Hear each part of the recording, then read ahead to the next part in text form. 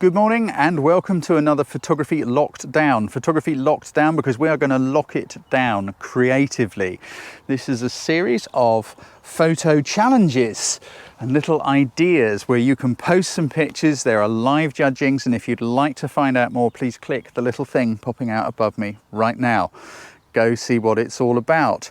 This week's theme is reflections, and I want to explore that creatively in several different ways. And I'm very lucky to have Tilly Lou James, physiotherapist, yoga teacher and designer of the butterfly yoga block, yoga seat, yoga block, to help me out here. Because, you know, think about it. What is reflection?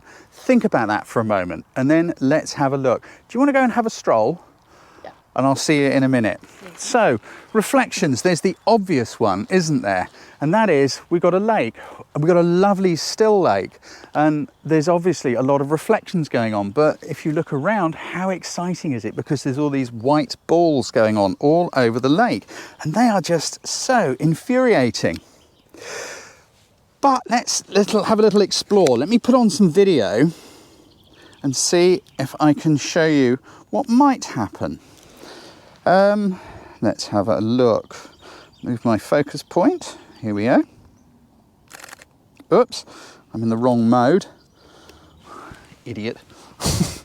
Whoops, now I nearly fell in the lake. Oh dear, Mike Browne's comedy show. Okay, now obviously we've got some great reflections going on around here.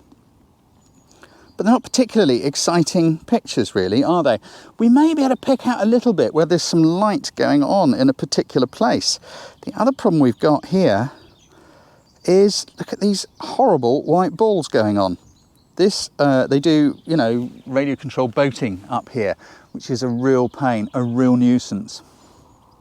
But if you look at this tree over here, there's really quite a nice reflection and a shape, and the light's quite nice on the trunk of the tree. So let's go for the obvious first, shall we?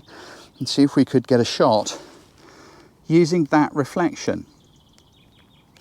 First of all, get my camera onto the right mode for taking photos, and let's see what I can come up with. I'm not going to mess about too much. It's just about playing with the focal length and finding the shot. Now, that's not bad, and we can kind of get rid of those balls.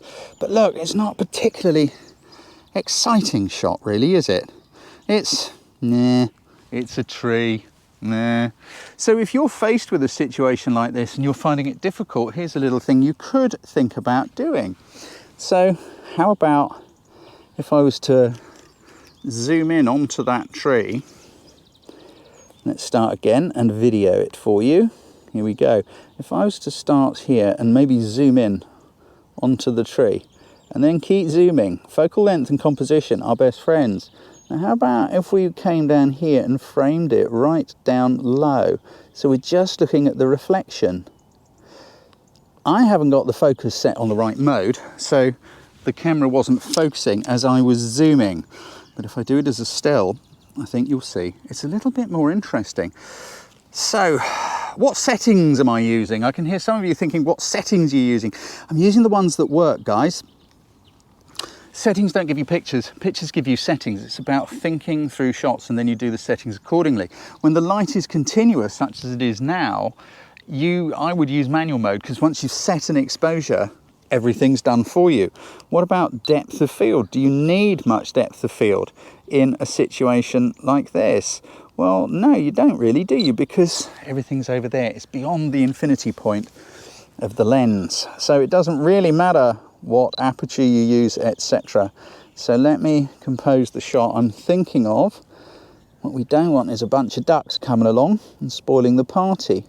But you see, if we were to pop our tree down there and then flip it, it's quite an interesting painterly sort of a thing. That one is very blurry indeed.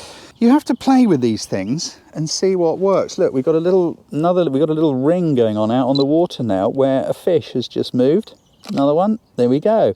I think that's even more interesting. That is quite nice. You could, of course, chuck a couple of pebbles in there. Over there on the other side is, of course, we've got Tilly Lou, and she's doing some yoga. I like to bring a human shape into things. So how about if Let's get my focus point in the right place. We were to do a similar thing, but put a human shape in there. Let's get my video rolling. In the right focus mode this time. I just think it really kind of works. But what if we were to do the same thing? What if we were to come down here and to look at the reflections? How about if we kind of zoomed in a little bit? Now, it's not terribly sharp at the moment. We've got some shimmer going on in the water. There's a little breeze has just started. That's kind of nice, wasn't it? As she just started to move her arms, and I killed the video. But that's quite nice. There's some interesting stuff going on over there. That's quite nice. It's just kind of, it's a shape. Give us a nice, there we go. Here we go. Look at that. That's better. It's quite an arty sort of a look. Here we go, and up to the sky. We could try including both Tilly Lou and her reflection. Look at that. They're quite nice. Now, of course, there is a whole other angle and thought about reflection and a whole other meaning. So I'm going to set something up and change it around, and I will see you in a moment. So what about reflection as in mood? What as in self-reflection? What about thinking of yourself, you know, having a little look, reflecting on your life a bit? That's a whole other wheel on the wagon, isn't it? Now, over on the other side of the lake, you can't see through your camera from your viewpoint. We've got Tilly Lou, and she's just sitting over there doing a little bit of yoga. And we got a bit of a reflection. As I zoom in, sorry for the wobbles, look, I really like the shapes of the tree. I like that little bit of reflection. There's some really nice little bit of light going on under the tree. By using the long lens, we're excluding lots of stuff. So let's take that shot, and then we'll nip over there and see if there is another one to be had of a similar vein.